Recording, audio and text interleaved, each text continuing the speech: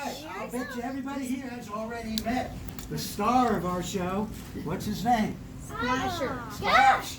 That's right. He is the star of our show because he comes up so frequently and splashes everybody. My guess is that when he comes up and splashes people, he's just trying to get our attention. He's no different than a dog begging for food. And he does seem to like being touched. What he actually likes or doesn't like, it's hard to know.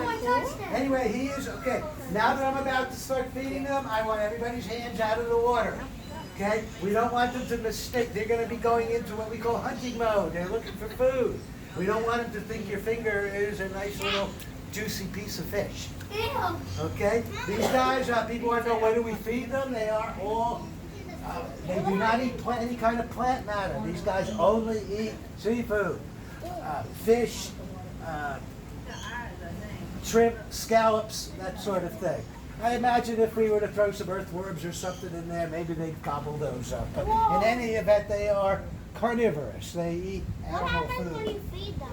Well, you're going to get to see. Now, these guys are all known as bottom feeders, meaning they pick their food off the bottom. They do not go into any kind of major feeding frenzy like you might think sharks would do. They just quietly pick the food off the bottom. They do not feed from the surface. Anyway, our big stingray, Splash, is what's called a southern stingray. He lives off the eastern coast of the United States and all the way down into the Caribbean. Then how did you catch him? Well, we didn't catch him. We got him from another aquarium, and I think he was probably born in an aquarium. He's probably never lived in the wild. Nobody had to go and catch him. These southern stingrays, the males can get to be about 4 feet across. The females can get to be as much as 7 feet across. All our stingrays are males. All our sharks are females. That way we don't have any surprises. Okay, that little stingray right there, everybody thinks it's a baby. It's not a baby. That's as big as he's going to get. And that is called a round ray. He lives off the coast of California and down into Mexico. Round rays like to bury themselves in the sand. People frequently get stuck when they stung when they step on them. So you don't want to step on a stingray. Are any of you going to be stepping on our stingrays here? I don't think so.